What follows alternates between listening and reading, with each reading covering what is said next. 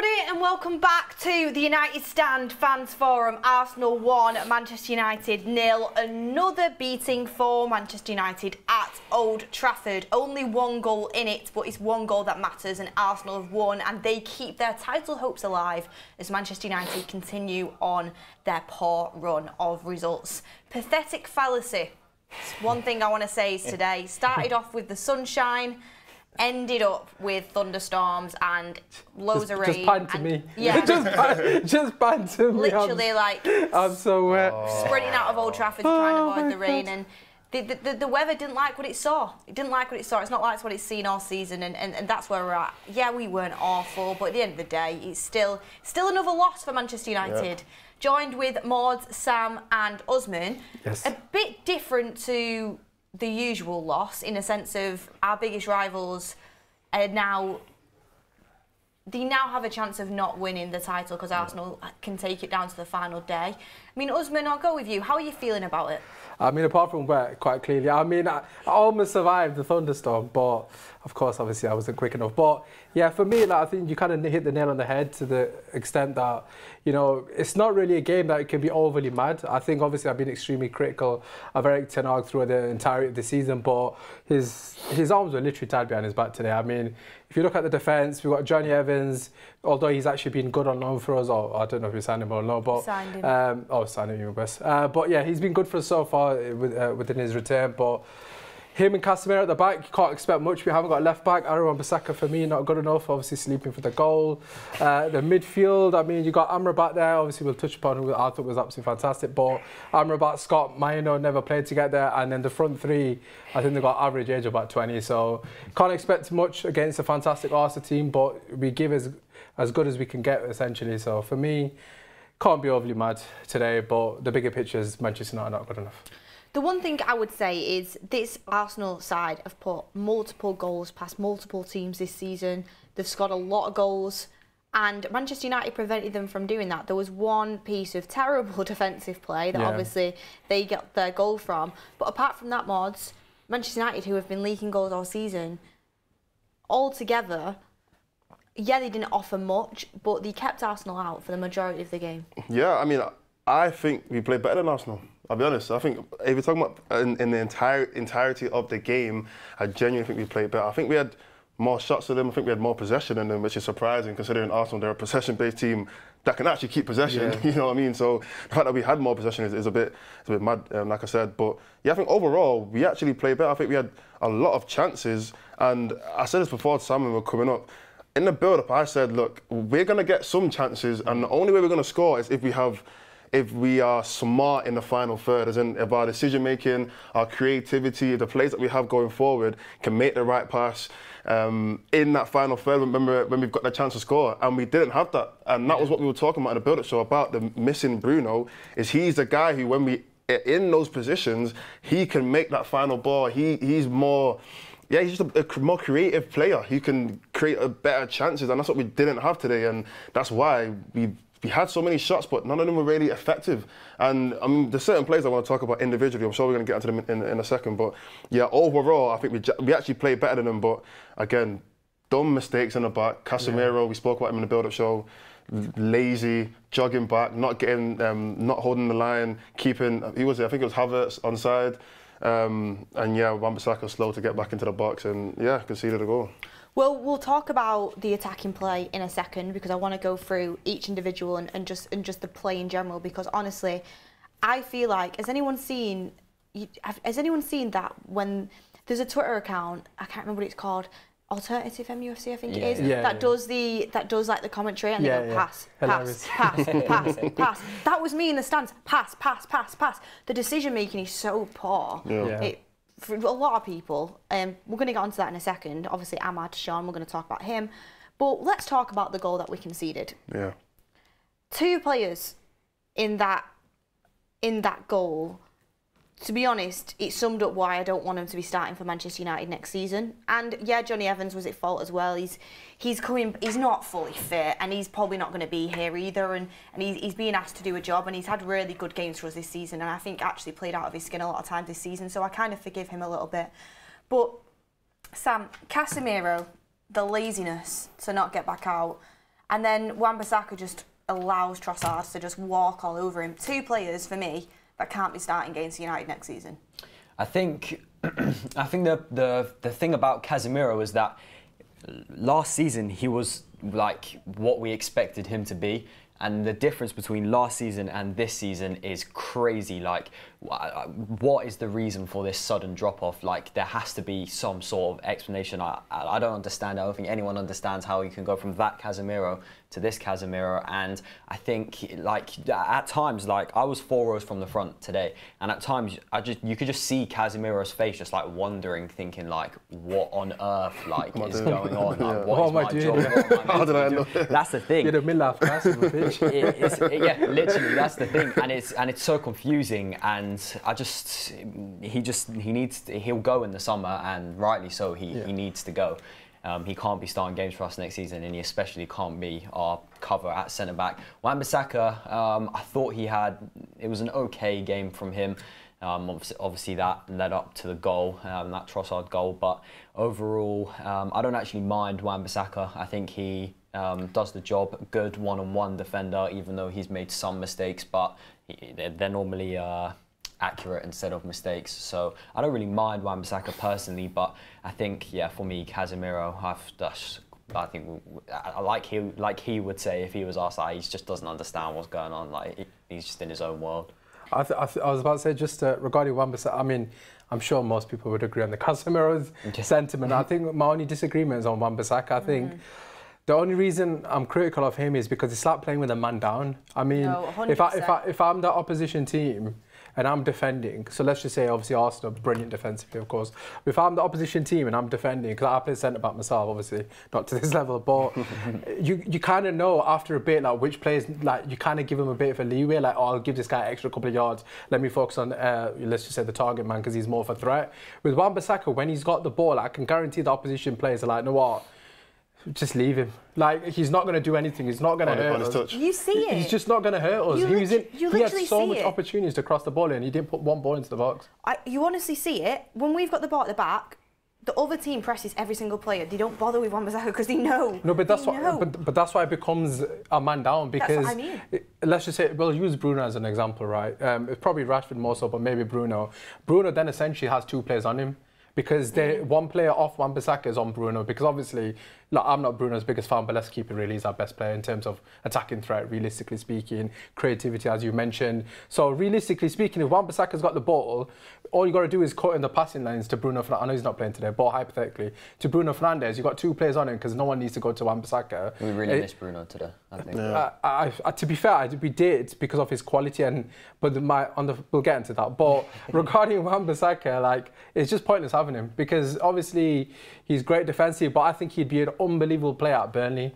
Yeah, for me, it's like he'd be class. No, I'm not having that. Can I just say not in a low block team, he's sensational. Nah, I'll come back to you, Lars, because I know you're a fan. But genuinely, on Wan-Bissaka, and there's multiple players like this, but today it just shows me, like, he is never, ever, ever gonna be a top footballer for a top team. So what is the point of keeping him around? Like, genuinely being serious. Like, going forward, the fact that Ahmad still shone with him as his fullback says a lot about Ahmad, because he looks like going forward, he offers absolutely nothing.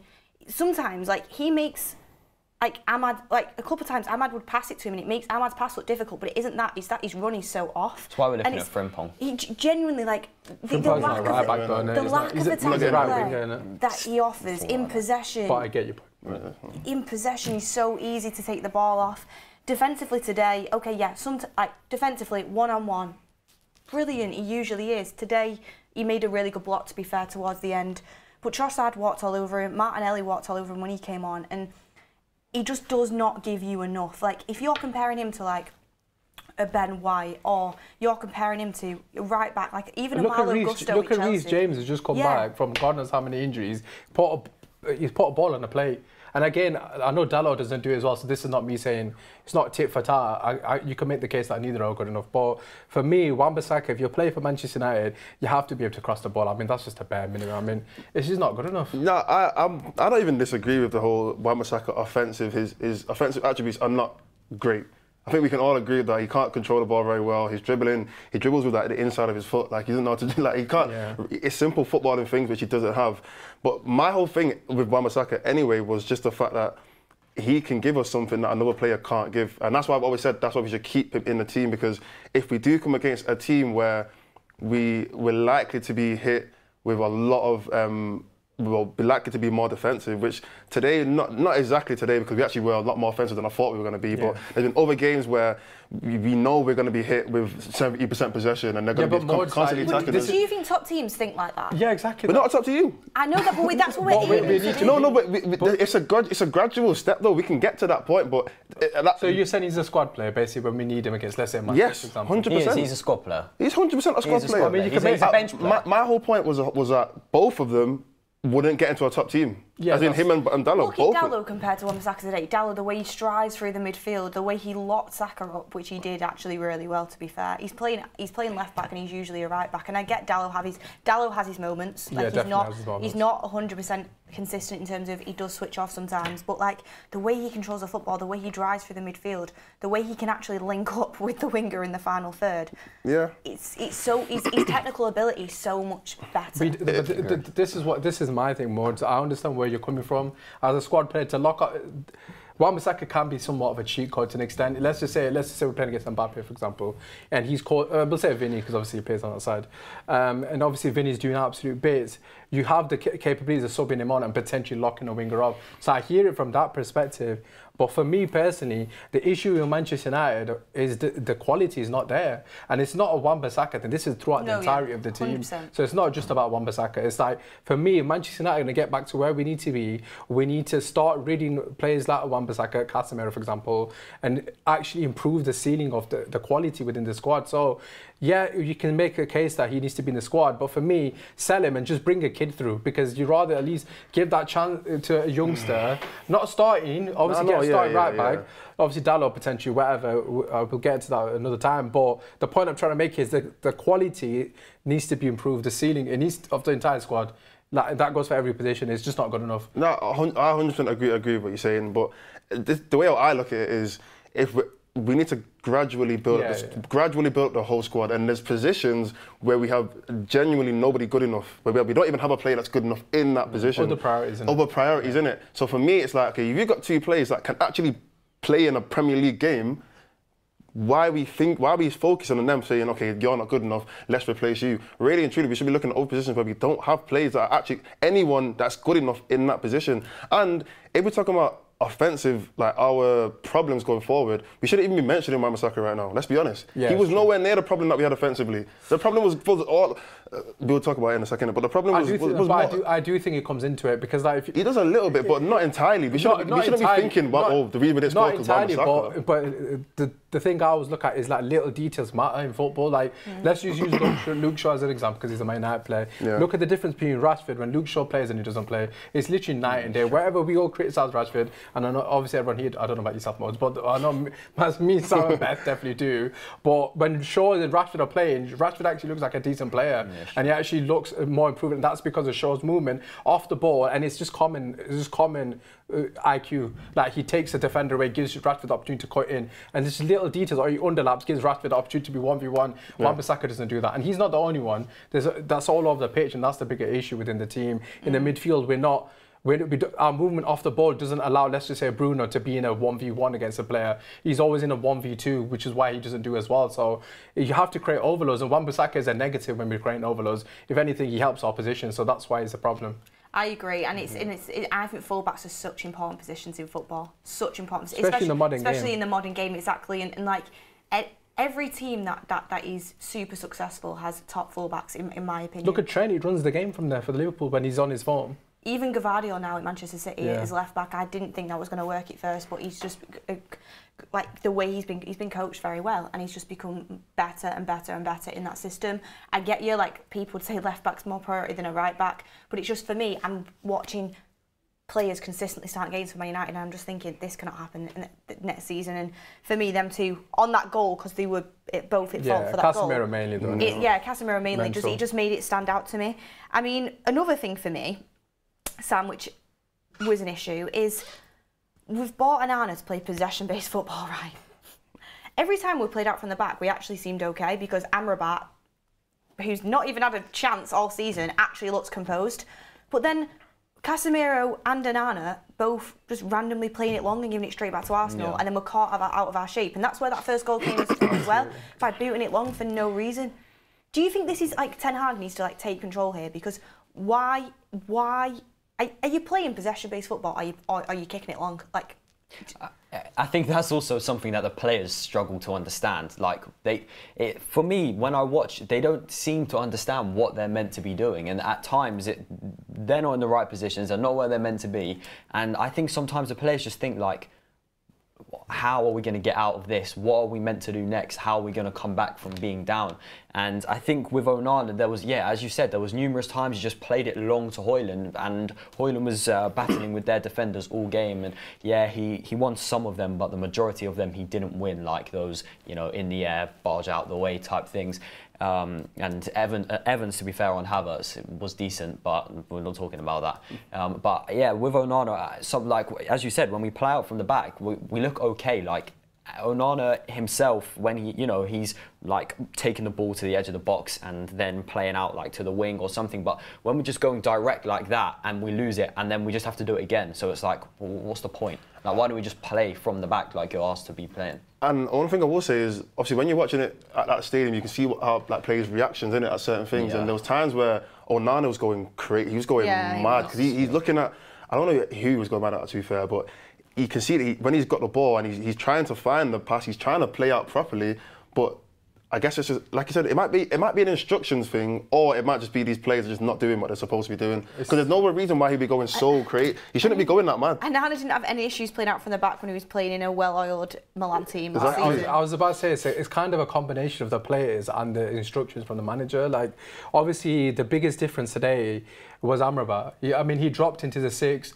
And obviously, he was in the 6. He was dropping between the 2 centre-backs, should I say, sorry, and picking the ball up and starting attacks. A lot of people saying, he's not doing anything flashy, but sometimes you just need a player just to keep it simple and get the ball off the keeper. Normally, Casemiro's playing there, and we know how poor he's on the ball. So for me, I think it's a combination of the personnel not being right. Secondly, as you mentioned there rightly, Sam, when we're going long, I just don't understand it, because for me, if it's like pre-planned that we're gonna hit it long to Højlund, please someone explain to me why is no one running off Højlund to win the second ball? Like, there's never an opportunity when the ball goes to Højlund that he can just pop it off to the cam or the wingers. Like, there's no one next to him. He's basically isolated every single game. And there was a period where he got the ball in the box, so it was back to goal, and he had no one to lay the ball off to. Like, that's just a simple pass to anybody, just to obviously come running onto it. And I was expecting McTominay to be there, but he wasn't. But for me personally, there's a lot of different facets wrong with the way we play. And I actually put a tweet out the other day regarding Onana. Why the hell did we sell David De Gea if we're going to go long? Like, it's just absolutely pathetic. It's not a viable reason for the manager to sell David De Gea, who I wanted to be sold as well, by the way. But if you're not going to play to the way the goalkeeper wants to play, the whole purpose of bringing Onana was essentially playing out from the back. And if you go back to Arteta's first season with Leno, Mustafi and Luiz, they were persistent with the mistakes. Even when they made mistakes, I agree. They kept doing it. Yeah, and for me, and Arteta, if you go back to his interview, he said, we were making mistakes, but I'm going to stick to my principles. And for me, Ten Hag's kind of thrown his principles out the way because it's made mistakes. So it kind of is, it's kind of the players' fault because they're not good enough to do it. But at the same time, the manager has to be strong enough to say, you know what, we're going to keep doing this until we get it right. And yeah, so that's why it's a bit of both, to be honest. I'll bring in some super chats now. I'll come back to you because quite a few coming in. G-Mac says, did you notice how many near post balls we played? Lee Cape Town says, I think that's just lack of quality, to be honest. Yeah, I don't think it was actually purposeful. Lee Cape Town says, I just decided to put off. I had enough of the negativity today. We didn't play that bad against this Arsenal team. Are you serious? The thing is, though, it's like, I get you, right? But where are our standards? We created absolutely nothing. Nothing. Yeah. We were boring again. Yeah, it was. We didn't get slapped up. Are we handing out medals for that now? Like, genuinely, like... when was the last time we won a game? Like, I can't remember. Like, Coventry. That can't be the last time. Was that the last one? It was. To Burnley. I'll look. We probably got to win at somewhere like Burnley or Sheffield United. So you can say we're being negative, but at the end of the day, we want United to be better, and we're seeing things on the pitch. And we're going to talk about some positivity. I thought Amrabat was positive with Mainu today. I thought Ahmad was positive, but there's a lot about this Man United team that's not good, and we're going to break it down. KFJ says, Can we as United fans stop with the pride? We aren't a big club right now. We need to fix problems and acknowledge that. Levi Pegler says, Wan-Bissaka switches off and isn't that good defensively either. If you're a good defender, you don't need to constantly make tackles. Shenanigans says, Wan-Bissaka is so awkward passing, he has to turn his entire body in the direction he wants to pass first. Lee Geldat says, guys, we created nothing, no excuse for that. EJ Philly says, Casemiro is okay today. Please be fair. LeBron James says, who is everyone's favourite NBA player, be honest? Steph Curry. We're on the United stand fans for but yeah, you got your answer there. Steve Howard says, okay, so no one can deny we have injuries. Take away, this manager is not motivating or directing the team. It's time to go. Rob Taft says, I thought it was a decent performance and set up from United. Arsenal probably a bit nervy. Amrabat looked good. Love the show. Thank you, right, Rob. Ryan Pratib says, blaming Bruno when he tries to create. Look at us now without him. The past 2 games, just keeping the ball and passing it sideways. Ricky must love that. Ricky sent me about 20 voice notes. I'm yet to actually answer, so I'm looking forward to dissecting why Johnny Evans should be in calm instead of McTominay, probably. He's going to say we play well. I'm looking forward to. Bruno. You'll call Johnny home sorted. Yeah, literally just put that on for half an hour. But Mordzs. Yeah. What was I going to say then? Yeah, Amrabat. So this is we didn't completely park the bus the way that we did at Anfield, but I remember at Anfield, it was also a midfield of McTominay, Amrabat and Mainu. And people said, Amrabat had a good game and played well with Mainu in that. Today, I'm going to be honest, I was thinking, how is Amrabat not given more of a chance in such a poor Man United side? Because him and Mainu, and we're not really going to get to see it now because it's so late on in the season, but him and Mainu actually seemed to complement each other quite well. And we looked, to be fair, this is a positive to Manchester United, we looked a lot more structurally sound with them two holding the midfield, and Arsenal didn't cut through us like we've seen with multiple teams such as Luton even this season. But Palace, Arsenal are top team, and they couldn't just cut through us. And Amrabat and Mainu, I think, were a big reason because of that.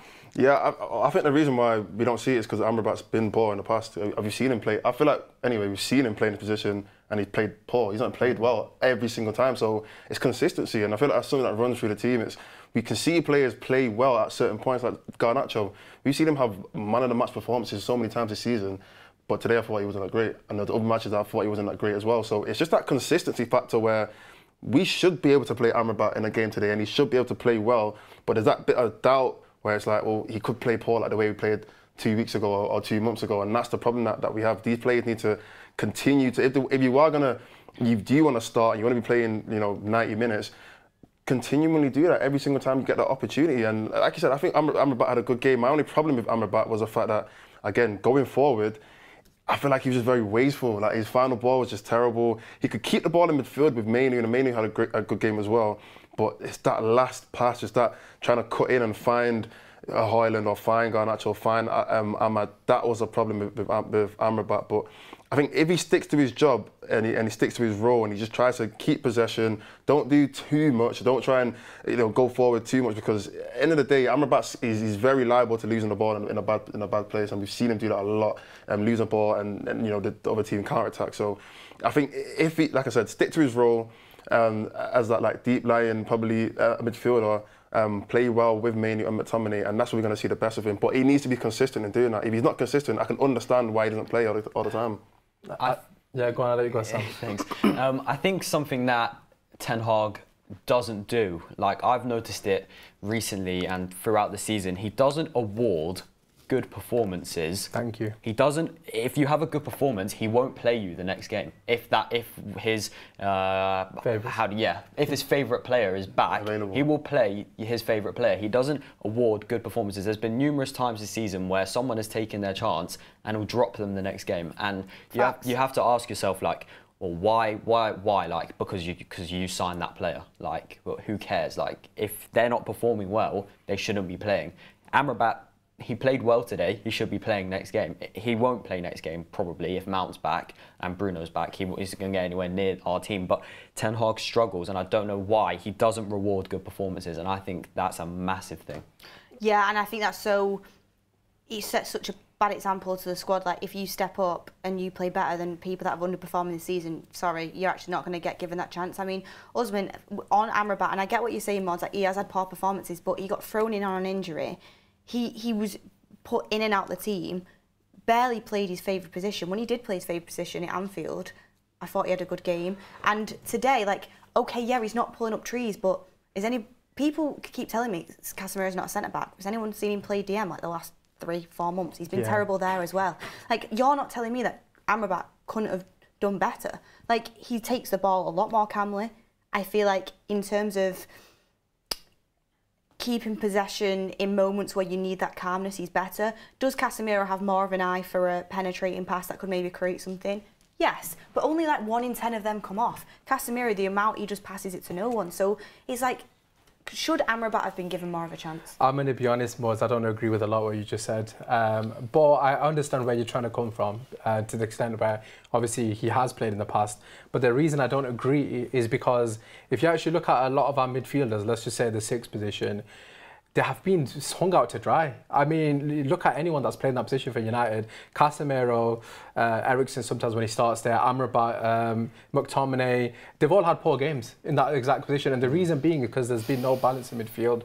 There's games that you alluded to, you were right, he didn't play well in those games. So I agree with that sentiment. But he's been playing in the lone 6 with Mason Mount and Bruno Fernandes. They're not going to help him defensively. He's been playing in the lone 6 alongside a McTominay and a Bruno Fernandes. There's no balance. And for me personally, the key is partnerships. I mean, with anything in life, in terms of football in general, it's all about partnerships. I mean, we said how they complement each other today. You look at the centre-backs, Saliba and Gabriel, absolutely phenomenal this season. You wouldn't potentially say they might be the best player individually, but as a partnership, well within their right, the best in Europe, arguably. And that comes down to the way they play together. And this is the point I'm trying to make. With Amrabat, he's been playing with players that do not complement him. And he's played twice with Mino now. Yes, against Liverpool, he was shaky. I'm not going to lie, his passing wasn't great, but defensively they were absolutely resolute. And today, you could tell he won today. I mean, he wanted to prove himself. And for me personally, it comes down to who's playing in front of Amrabat for him not to get run of games. Casemiro, who's been, and I'm a fan of Casemiro. I actually got egg on my face because I thought he was actually going to be good this season. But the point I'm trying to make is Casemiro's been dropping 1 out of 10s for about 4 months now, and you're telling me Amrabat couldn't have not got a run of games with Mino when he kept a clean sheet against Liverpool. Yes, he didn't cover himself in glory, but he still did his job. And this is the point I'm making with the manager. He's too scared of making changes. As Sam alluded to, players that he wants to play will play regardless of how they perform, and that is not Manchester United Football Club. Every single person on that pitch has to earn the right to be on that pitch, and that is an absolute fact. That goes for my favourite players, yours, and so forth. It doesn't matter. It's about Manchester United and the players on the pitch earning that spot, and Casemiro has not earned his spot once. And the fact that Amrabat has not started over Casemiro alongside Mino, or Menu, how he pronounces his name, is an absolute joke, to be honest. And the manager has to hold his hands up and, he's got it wrong. And today he showed him why he should be starting. So for me, if he's not starting the next 3 games, so the next 2 league games and the final, it's a joke, because he has to play. And the difference between him and Casemiro is Amrabat does the simple things and makes them look the way they should be looking. Casemiro makes the simple things look hard. I mean, just get the ball and pass it 5 yards. Manu is obviously more talented than our other midfielders. Give him the ball, let him do what he's doing. And he was absolutely balling today, to be fair to me. He was quality, Manu. And Amrabat gave him the foundation to do that. And so that's why, for me, he has to start. And it's just, there's no excuse. And we'll get onto Ahmad. It's the same for Ahmad. How on earth is Anthony starting over Ahmad? It's a disgrace. It's an absolute, Drogba meme. It's a disgrace. There's no way you can't make a case for Anthony starting over Ahmad. And it's the exact same for Amrabat not playing over Casemiro. And I'm a strong believer of running games. you bring somebody in from the cold and you expect him to play a high intensity game against Arsenal or a Man City or whoever it may be. They're obviously going to struggle. They're not going to be up to pace and they're not going to be able to find their feet. And by then it'll be already 2-3-0 down. So for me, it is a combination of the players not being good enough, but the manager's not helped the squad for me. Well, it's can I just say quickly on Amrabat there as well, did you see him go to ground once today? I mean, there was one, but he won the ball, so... Yeah, he won the ball. How many times have you seen Casemiro just dive into no one and then just get completely turned You're not meant to go to ground as a DM. He held himself so well, and to be fair, I thought a couple of situations I thought he's going to get outpaced here, but he held himself and put his body in the right position so well. And I agree with you. Like if I'm picking for the final, Amrabat definitely plays over Casemiro. But what did you say? No, I agree with what you're saying about partnerships, and you spoke about partnerships. Even at centre back, you mentioned Saliba. Yeah. It's about being able to play together numerous times so you understand the person that you're playing with and you can complement each other. But I think the problem that Ten Hag has, or United have anyway, is the fact that we've got options who haven't played together, which means we don't know who is playing well together. So, for example, when Casemiro got injured, and everyone was saying, oh, Mainoo will play better if Casemiro was next to him because he can complement him, or Casemiro will play better with Mainoo next to him, or whatnot, because we hadn't seen them play together, and everyone thought that would be the perfect option. So when Casemiro did come back, it was a case of, okay, well, let's give them time now to actually understand each other's game, give them a few runs of game so then we can know whether that partnership is going to work. And obviously, Amrabat's kind of been thrown around all over the pitch, playing left back and whatnot, so it's kind of not his fault because he's had to be filling in for injured players. But I think the main problem, in my opinion, now is the fact that Casemiro has proven that he can't do it. I think now we're at the end of the season anyway, so it doesn't really make a difference. But we've seen now Casemiro play a run of games with Mainoo or with whoever's playing next with McTominay or Bruno, and he's underperformed constantly. So now it's a case of, okay, Ten Hag has to think, I need to see who's going to complement Mainoo the best. Because in my opinion, Mainoo should be the focal point of the midfield. Yeah, who can play with Mainoo the best? Who can get the best out of Mainoo? Who can provide the legs next to him, or he can provide that defensive attributes and let him go forward when he needs to go forward, or he can be that offensive attribute when Mainoo drops back and he's collecting the ball and building up play. So the best player who can complement Mainoo should be the person who starts, and Casemiro's shown that he can't do that, like you said. And obviously now Amrabat's played this game. He still needs a bit. The season's done. I keep saying the season's done. We've got like 3 games left. He should start next game. He should definitely start that game because he's, like Sam said, he's earned it. And then when Martinez or Varane's back, if they are going to be back, I think Martinez is close and Varane is slightly close as well. Casemiro should drop to the bench. You won't get dropped. And he won't, because Ten Hag doesn't reward good performances. Yeah. But that's what should happen if Amrabat continues to play well against Newcastle. Talk about Ahmad in a second. Also, Wayne Rooney's come out with a few damning quotes. I haven't seen any of the Rooney, but apparently he was fuming. He's basically said that there's players in that team that are injured and can play. Oh, is it? Is it that Rooney? Yeah. I might be. I'm not going to say it live. We'll say after. I was about to say someone's name, but I'm not going to say it just in case.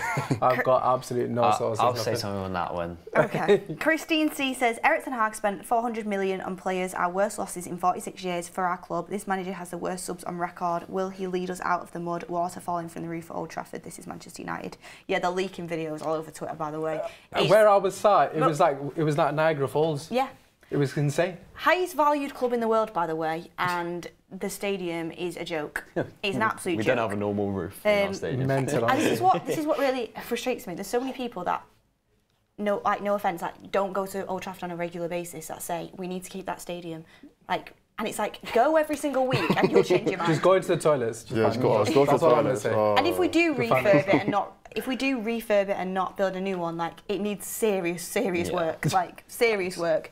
To the point where we won't be able to play in it. United 1 says, completely agree, Ten Hag plays favourites and it's concerning. Ahmad best attacker today. If he gets given the same chances as Garnacho, he'd have a better return. Jais Manelko says, let's be fair to Eric Ten Hag. You need a stable back four who play with the same midfield. Same goes for the goalkeeper. You cannot be consistent without a stable spine. No manager would produce consistent results with that squad. Quite a good point there. Keel Robinson says, we always played Amrabat at left back, not at CDM. Thank you for your super chats. I mean, Roy Keane and Gary Neville have now said that Ten Hag should have more time. Roy Keane's just said that as well. Roy Keane, wow. Makes you think, doesn't it? I think because Gary Neville's changed his tune as well. Gary Neville was very, very Ten Hag out. He did that interview with Ten Hag in Carrington, around Manchester United staff, around people that know what will happen to Ten Hag. And suddenly, Sky have massively changed to being pro Ten Hag. So I wonder, have they been briefed that it will be Ten Hag next season? Especially considering Gary Neville already has the connection with the stadium stuff. Exactly. Sergio and Ineos. I think they've been told it's very likely it will be Ten Hag.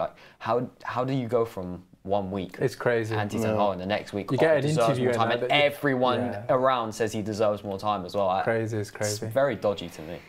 I mean, Amad Diallo, let's talk about that, because one thing that Eric Ten Hag got... I mean, Ten Hag got embarrassed today by Diallo. honestly, by Ahmad. He did. Because a lot of people, I mean, I've seen people before the game were saying he started Pellistri against Bayern and now he started Ahmad against Arsenal. Like, he's throwing the players in that he doesn't like. He loves doing it. He doesn't like to try and, like, you know, basically be like, oh, try against this team. Like, we'll see. But I don't think that's the case. Like, at the end of the day, he's given him an opportunity, which is what everybody's been crying out for. I've said it I'll say it till the cows come home. You can't judge off just one performance. You've got to give a consistent run. And he's playing in, like, a poor United side. But Ahmad said, you know what, I'll take this opportunity, and he absolutely did. What a breath of fresh air to see a player that keeps hold of the ball, sees the runs that we do make, which there are little of them, but actually does see them, knows when to give it, knows where to move, and just sees them intricate little passes. And he's doing it with Wan-Bissaka as his fullback as well. So it's like, honestly, where has he been all season? Yeah, I think aside from obviously his ability to be able to, like I said, keep the ball and be able to keep things ticking, it was his energy today as well. There was times where he was the highest player, the furthest forward, pressing, and he's forcing Raya to have to go long. Arsenal don't want to play long. They never play long. And he's making Raya and the centre-backs and whatnot having to play that long pass because he's putting in that energy, he's running. He's doing what Bruno usually does, where he's just constantly running. And even at there was times where Arsenal were trying to, you know, play their little tick-attack and keep possession, and he's putting in good tackles. And he did the same thing when he came on against Liverpool, even though he only played, like, what, 30 minutes extra time. His energy was so strong, and he was causing that. He was the biggest problem for United today. And it kind of reminded me a bit like when Mainu came, and it was like, oh, we actually have this guy here that we've not been playing. We've got somebody here who is genuinely good enough to start every single game. And obviously, Ahmad's situation is a bit different. Obviously, Mainu was injured, and we've not been playing him. He's just been sat there. We've watched however many players play on that right wing, when Ahmad's just been thinking, I could do exactly what they're doing, but probably better, and I can put 100 times more effort. And it's sad that the season is done, because if this was 4 or 5 months ago, who knows where he would have been. Ahmad cares. Literally, he cares. He plays like he wants to. He said that on the building. He plays like he wants, like he mean it. The issue is, as well, is like, for me, if Ten Hag does stay as manager, which he's looking more and more likely, I feel like, from the way that, like we said, the media is shifting, in terms of, obviously, the ex-players and stuff like that, which I actually, like, I was asked this in the stadium, like, people always ask me, should Ten Hag get another year? Everyone knows how undecided I've been on it. Like, I actually would give him another year.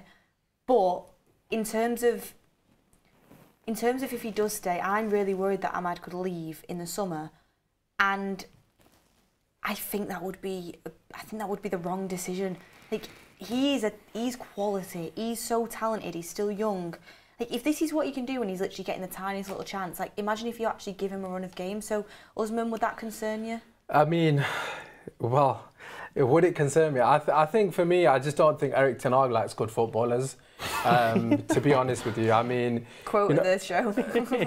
It's honestly the truth. Like, he only likes players. Like, when you play FIFA, you just use people with pace. They don't need to have technical ability, as long as you can hit a long ball to them and they're running behind and get on the end of the ball. He's absolutely buzzing with that. For me, I know this is going to be a very, very unpopular thing to say right now, but he got rid of our best winger to Dortmund, and I've said it consistently. Yes, he had the attitude problems. I know Sam's not a big fan of Sancho, so I'll keep it very brief. But the reason I mentioned Sancho is because Sancho and Ahmad, the similarities between them is they're high IQ footballers. They have a lot of intellect on the ball, and that's something we're missing in the team. You know, Sancho's gone. He might not come back. That's completely fine. It is what it is. But please do not ruin Amad Diallo. And I'm also worried that he's going to potentially ruin Mainu as well. Obviously, as Mord alluded to, we need to build around the players with talent. I mean, Ahmad, for me, is a talented youngster, and a lot of people saying he's not physical enough to be playing for Man United. He's just been in the Championship, the most physical league in England, arguably. And also today you saw, yes, he ended up going off injured, but the way he's riding the challenges was extremely impressive for me.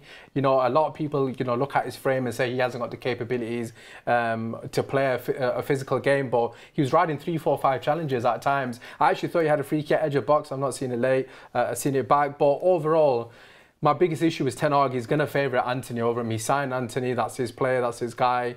He's come out and defended Anthony so many times, and I think it's going to be an absolute travesty if we lose Ahmad due to the fact that Anthony is getting more minutes. So, yes, I am worried. If it was up to me, Anthony would be, you know, on the next flight out of this country, where he could stay in England if he wants, but not in a Man United shirt.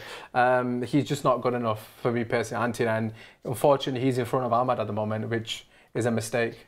Just Ahmad tweeted after the game just about his injury. He said, "The knee to knee in the first half bothered me, but the knee to knee in the first half bothered me in the second half. Otherwise, I'm fine." So he's all right. It's just like an impact injury. Yeah. Yeah. I honestly think the only reason that Anthony was starting ahead of Ahmad, again, Ahmad should start next game. I hope he does. Is simply because of the number 86 and the million at the end. But but this is Manchester United though. That's an issue in itself. Like, well, it's like after the season, I think Rashford started some games because he's our highest paid player, not because he deserves to. You're probably right, but that might never be Ten Hag's fault. To be fair, it might be above him. But for me, that should never be a reason why you start for Manchester United. It has to be on merit. The thing is, right, Ahmad for me, right, and you know, Amrabat and Manu, these kind of players. You know, we need to start, maybe not Amrabat, actually, let me just ignore him for a second, but players like Ahmad and our younger players, we need to build a team around them, because at the end of the day, a lot of the senior players aren't stepping up. They're actually the biggest issue in the team. Like the Casemiros, for me personally, Bruno, but Rashford, they're not setting the example. If you actually look at when we play well, it's mainly the younger players that are stepping up and actually taking the game to the opposition. I know Garnacho didn't have a good game today, but overall he's had a good breakthrough season. But for me, we have to build around these players. We've got to be patient around them. But on top of that, we've got to get the people around them that are going to allow them to flourish. So, you know, the same could be said for Anthony. I just don't think they have a fullback that's going to help them at the moment. So, yeah, Ahmad needs to get his chance, man, in the next couple of weeks. I mean, Roy Keane's going in apparently at the moment about how we're not creating chances. I mean, read some super chats out, and then I'm going to talk about our decision making in the final third. Advit says, "I honestly think Erik ten Hag puts players in such games to see how they react in a high pressure situation. If you can perform when things are at stake, perform when there is less pressure and stakes are involved." United One says, "Completely agree. Ten Hag plays favourites and it's concerning. Ahmad best attacker today. If he gets given the same chances as Garnacho, he'd have a better return." We've done that one. Thank you for your super chats. I mean, I think for me it's a lot about cohesion and relationships, and it's hard to do that when there's always different players playing in different positions, which does happen quite often due to injuries and stuff like that. But the front three today, I mean, we spoke about Ahmad, but Garnacho, he's kind of been... He started so brightly this season, but he has kind of plateaued a little bit. There's glimpses, but then also there's so many times where I'm just like, pass the ball. It's like Garnacho, I feel like he's got into the habit of like what Rashford did, where he's going down blind alleys. Yeah. He's got his head down all the time. I agree. Like, I feel like Sam's going to say a similar thing, but I was saying a while ago that one problem with Garnacho is that he can beat a player, innit? We've seen him beat a player. I think he's got the pace, he's got the ability to be able to get past a player, but he doesn't, like I said, look up, and he doesn't find... Haaland, the problem, one of the reasons why he's not receiving the ball isn't because he's not getting in good positions. It's just the ball's just not going into the places where he's running to. And that's all about looking up, because yes, you can talk about relationships, and yes, Garnacho might be able to read a Haaland run. But if you're looking up, one thing about Saka, you'll see it when he's playing. When he's going down the line, he's finding the pass himself. He's not necessarily just kicking it in an area which he thinks the player's going to be there. He's looking up and he's finding where Havertz or whoever else is playing. He's finding where they're going to be, and he's crossing it to them. Garnacho, numerous times, not just today, throughout the season, he's either just shooting or he's just kicking into a blind alley. But he is our biggest threat, like in terms of... No, he is, 100%. When he's got the ball and he's going at a fullback, you're so excited and you feel like it's going to get somewhere. And how many times was it going down that left-hand side because he was a threat and he was getting us into the box? But it's that final decision.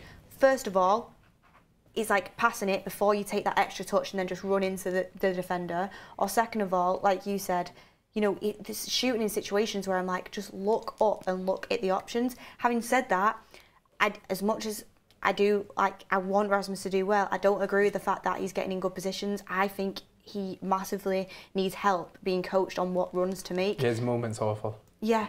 Off the ball, it's not good enough. I mean, I think for me, I agree to an extent, but I'm gonna just throw out that I don't think Garnacho and Haaland should be starting next season for United. I don't think neither of them are good enough in this moment in time.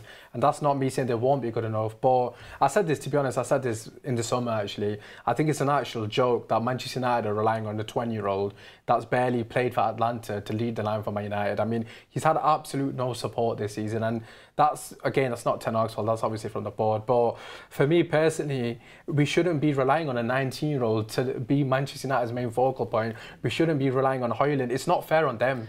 And they're getting absolutely ridiculed online, which is going to happen because obviously our fans are frustrated, understandably so. But we need context. One's 20 and one's 19. Yes, I know, you know, everyone looks at Mbappe or Jude Bellingham or whatever it may be.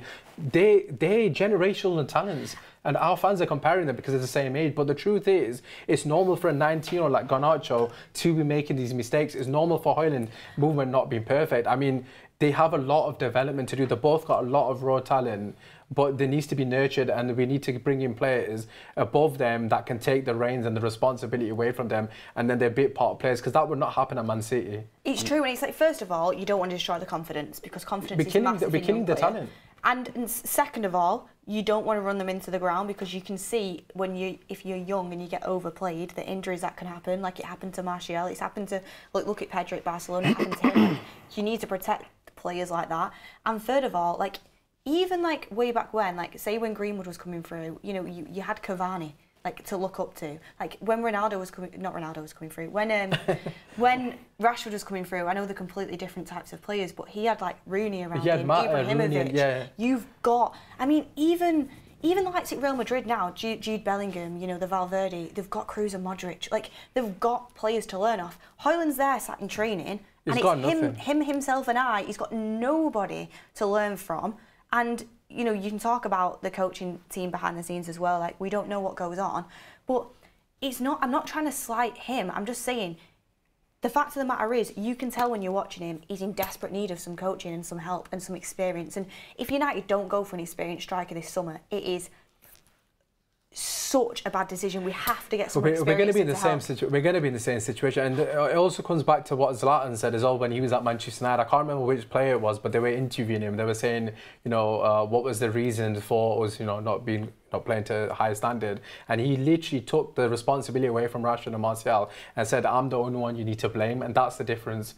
You know, he's a leader, and for me personally, like you just said, Højlund's got absolutely nobody to share the burden. Leading the line for Manchester United is a difficult feat for any player. We've seen many players come and put on that shirt, and it's too heavy for anyone, because as a striker, you're judged purely based on numbers, that's it, and as you should be. But the point I'm trying to make is that burden has to be shared, and the same is with Garnacho. Garnacho actually has a lot of talent, and Højlund, they both have a lot of talent, but the truth of the matter is they're both not ready to be playing for United week in, week out. And if they were coming off the bench like Garnacho was last season, and everyone was raving about it, like let's say that Man City game where he got the winner for, I think it was Rashford who scored when he got the assist. Like Garnacho, impact. Yes, this season's been good for him as a breakthrough, but he's played like 30-some games. He's got no time to learn, because the truth of the matter is being crucified when he's making normal mistakes for a 19-year-old, like you just mentioned. I completely agree with you, and you're frustrating me, and I know on Twitter must have cooked him out and seen,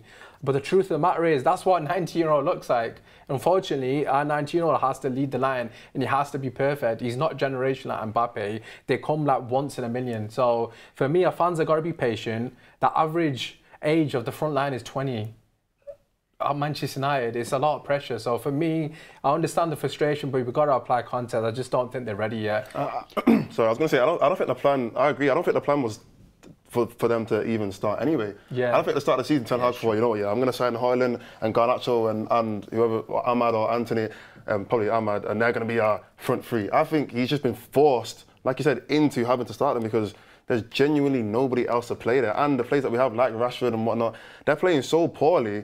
It would be foolish for Ten Hag to think, I'm actually just going to keep Garnacho on the bench and let Rashford play every single game. Not even Rashford or Anthony play every single game. I think Ten Hag, like I said, he's been forced into having to play them 30, 40 games a season. Obviously, Højlund's been injured, but Garnacho's been playing 30+ games a season. He's been forced into it because there's just a lack of options. Something I think is that the squad in general lack role models. Yeah, facts. There is so many missing people in the Manchester United squad. For example, like, who is Garnacho going to learn off? And you'd say Rashford, but then Rashford gets slags off for his bad attitude.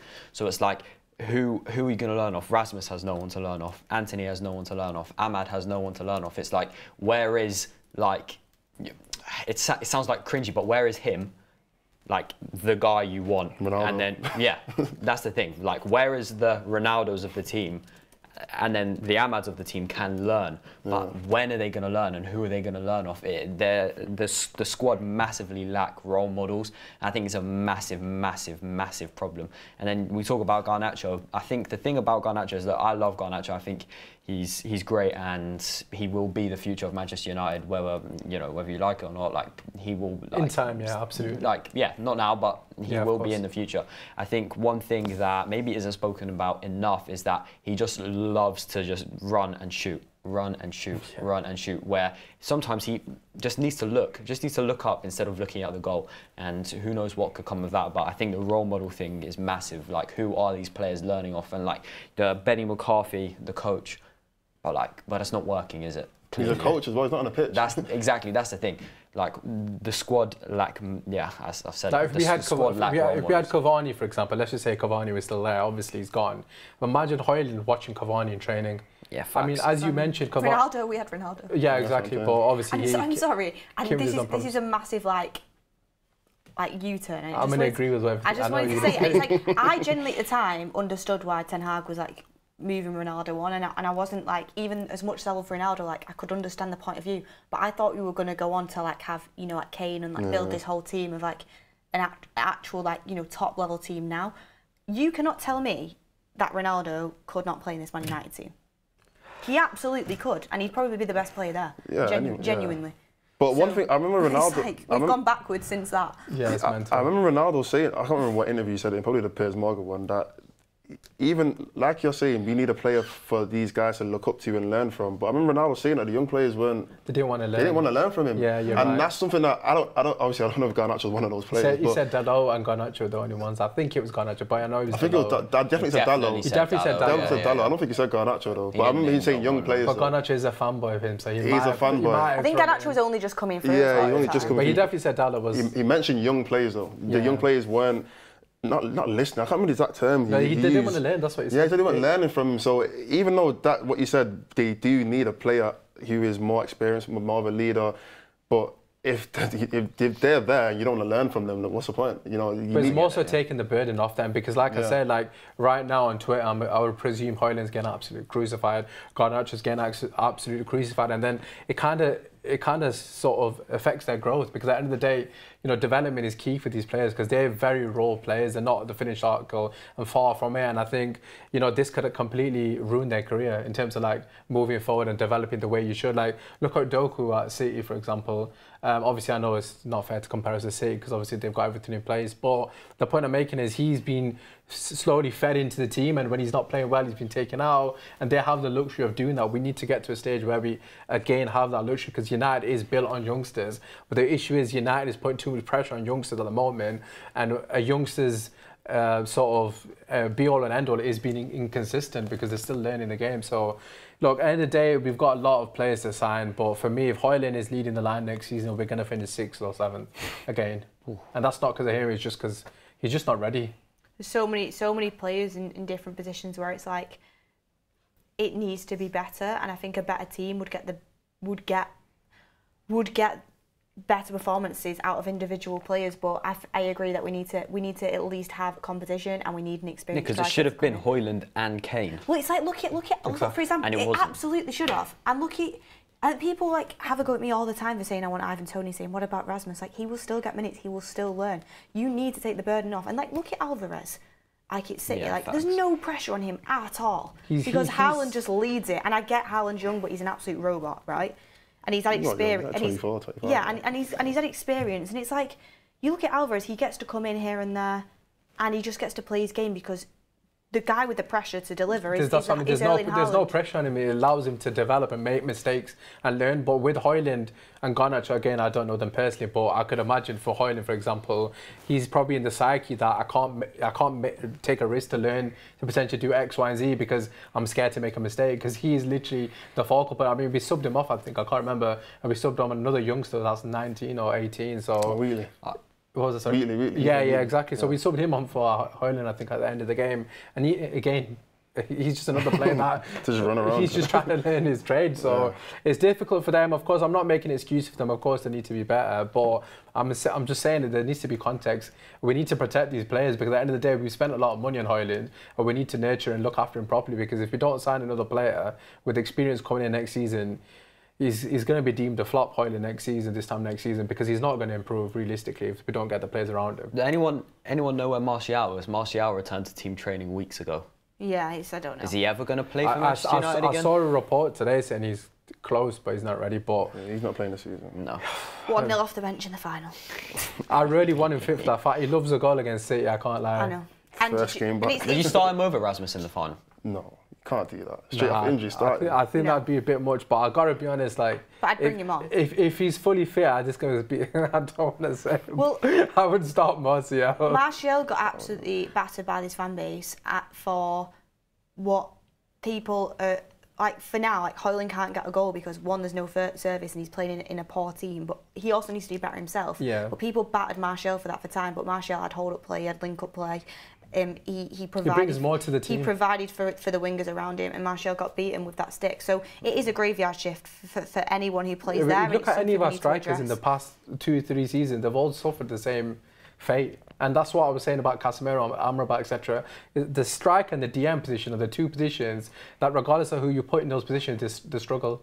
Like, we had Ronaldo there. Like, do you know what I mean? He's like one of the greatest goal scorers of all time. Yeah, I understand he's past his best, so to speak. But in terms of his movement and his IQ is still obviously there. And even he was struggling to create chances. Like, he wouldn't get anything. So there's a bit of everything. I mean, the quality as well from the winger is just not good enough. Well, let's move on to the last little segment of the show, last 5 minutes. What do we think about Wayne Rooney saying that there's injured players that could be playing? Sam, do you want to start?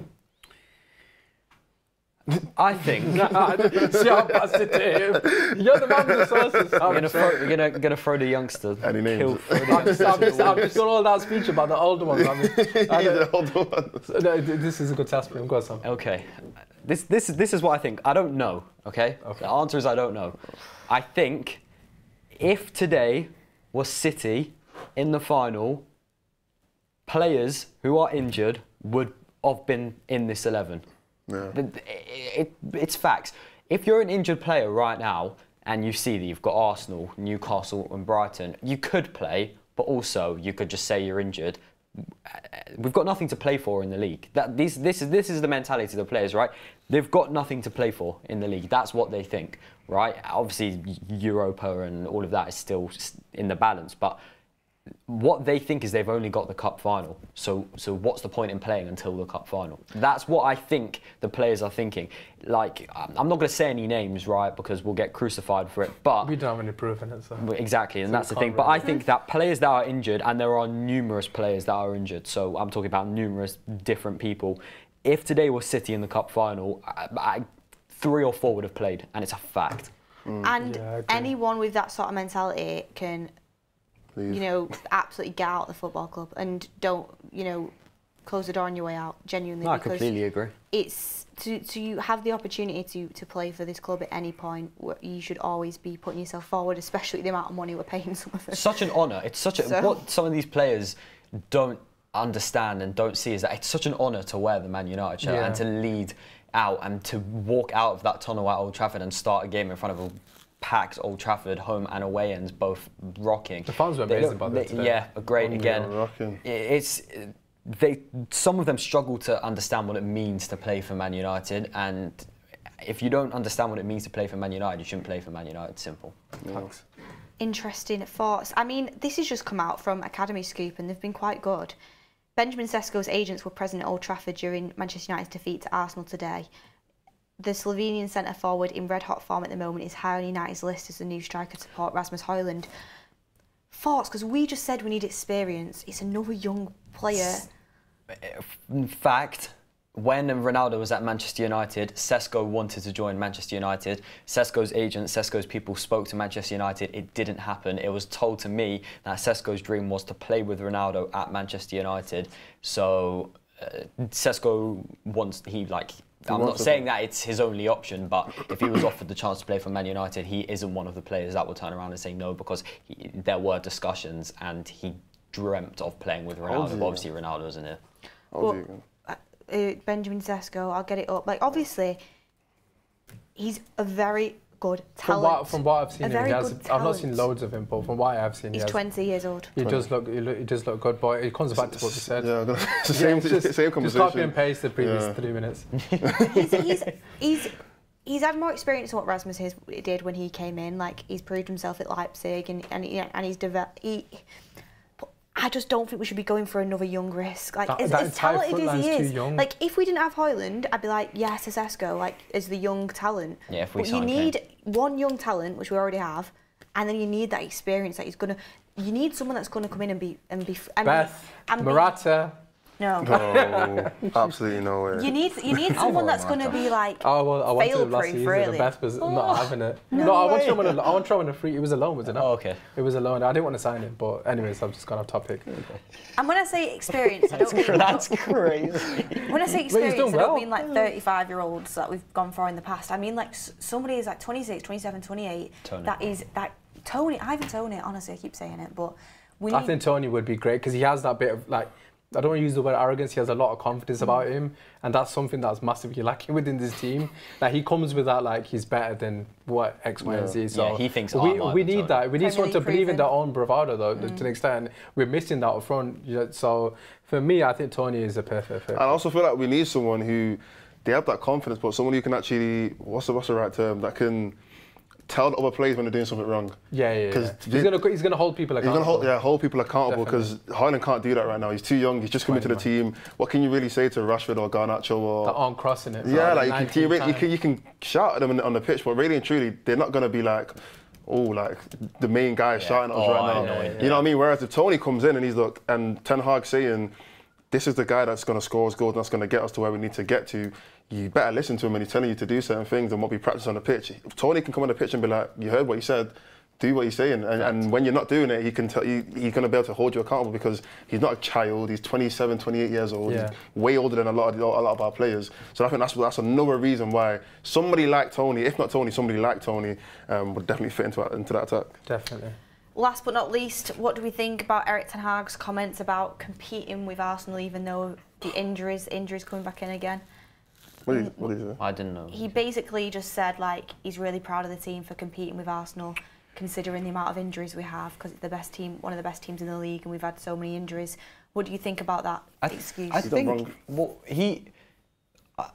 I struggle to remember when we've performed badly and Ten Hag's admitted it. He hasn't. He always says good things. Yeah. We never hear like, you know what, like. Yeah, it was bad. Like, just be honest. Why? It's like Dutch people are known for their honesty as well. Like, if you look at all their pundits, Arsenal were relaxed as well. Like, they knew we weren't scoring. Arsenal were not good today. It's a fact. They were not at their best today, Arsenal, and they still beat us. Yeah. Well, to be fair, just to add to that, to be honest, you can make that case today. But he did also say Burnley was one of the best teams in the league in terms of intensity. So, you know, that was. Just take the most exciting team in the league. Yeah, exactly. Just take everything he says with a pinch of salt. You find a way to make Sheffield United look like Real Madrid. Literally, I know. I rate the fake optimism. But look, today it wasn't. We didn't get embarrassed. We got 3 centre backs out. Johnny Evans is 35. Casemiro's passed it, wherever. No left back. 3 players that have not really played together much in the middle. It wasn't awful. Yeah, and the front 3, that's 20 average. So to be fair to him, fair play. But where's this been all season? Today's performance was an improvement of Monday's performance. Oh yeah, absolutely. That's because every performance we had this season. I think everyone was buzzing because we didn't get battered. Like, it's true. I genuinely thought, I was actually worried that they're going to do the 8-2 back to us without the 2 though. Yeah. So we just get it. Just the 8. So I was like in my FPL team, should I just buy an Arsenal player? But obviously a double game week. But yeah, for me, I think that's just relief on all United fans. I literally said before, like a good result for Ten Hag today is a low-scoring game and we still lose because I don't think he should think we're going to win. Nobody expected us to. No one expected us to win. Yeah. So if Arsenal do beat us, let's not make it 4, 5, 6, 7, 8. At least put in a fight. At least put in a fight and play well to an extent. We might lose, but if it's by 1 or 2 goals, at least you can say we played better than the last game. And it's also good for Ten Hag on paper when he's trying to keep his job. Yeah. This result, because it's not awful. And that's what they're. I wouldn't go. That's why because they're looking at results. If he lost 7-0. That's awful. I mean, but losing 1-0 to top of the... Yeah, well, yeah, you know what I mean, though, but today. we lost to Galatasaray Copenhagen and no one even batted an eyelid, so... And to be fair, Sir Jim and Sir Joe both were in the stands, and they would have seen, like, to be fair, like, it could have easily been a draw, and that's not anything to write home about. We shouldn't be celebrating stuff like that. But yeah, that's where we're at. Show's up, though. Last couple of super chats. Sia says Vardy for a season. Levi Pegler says... No, thank you. To be fair, Ten Hag also thought we'd get Harry Kane in. Ten Hag knows more about bringing through youth than anyone. Making comments, give Ahmad time. Thresh ID plus D says, you guys forgot that we bought Rasmus for potential. Give it to Mike. We've said that the whole video pretty much. Give it to Mike. He says, if Garnacho won't lift his head or pass the ball, that's coaching. Either he's never been told or ignores the instructions and gets minutes anyway. Coaching in the attacking third needs to up the game. CF Cash 10 says, and the difference between Ahmad and Sancho is the work rate and attitude. Ahmad looks better. And then we've got Grace Sheridan saying, would you be worried about Tony's betting issues? No.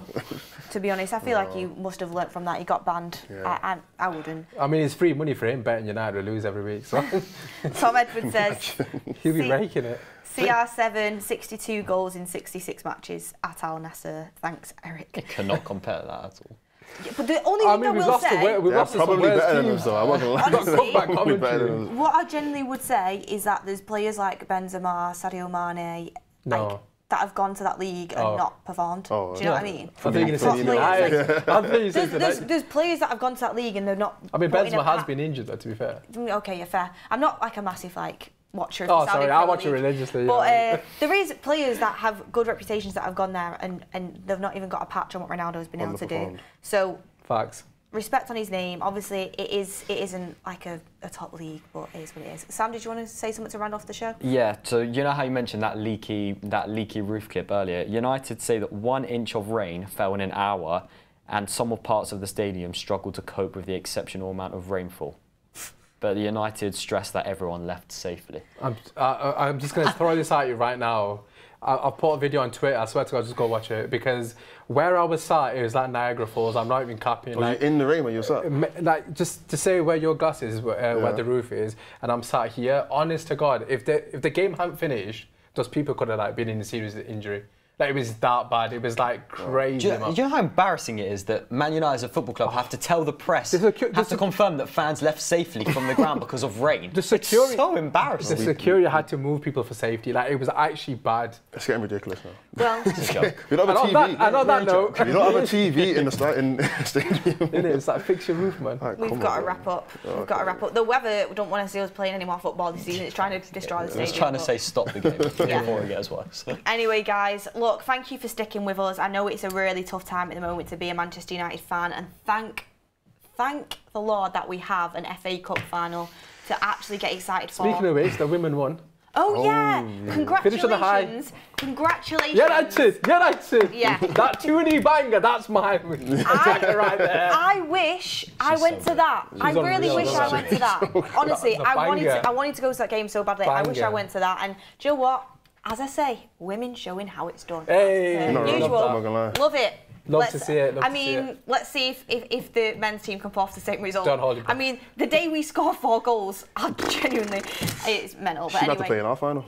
Honestly, like, that was a banger. That 2-0 went. Oh my God. Oh, that was a screamer. Yeah. Honestly, get the number 7 shirt on her for our FA Cup final. But look, everyone, thank you for watching. Please hit a like on the video on your way out. Therapy Forum continues, and only a couple of games left now, and then we've got all the transfer window and a fresh season to kind of look forward to and build up to, and we'll know more about Erik ten Hag's future, other players' futures, and I'm excited to transition into that period, to be honest. But Sam, great forum debut. Thanks. Oh yeah. Hey, thanks. We used to on the United Stamp, we haven't done the forum before, and great input. Usmaan, love the passion as per usual. I'm trying now, so how much he's soaking this whole. And yeah, Mordzs. Nice pleasure. to have you next to me. Usually you're over there, you're next to me. You've been promoted. Yeah. Hey. But look, everyone, thanks for watching. Enjoy the rest of your Sunday night. Be careful out there in the extreme weather conditions, and we will see you on the next one.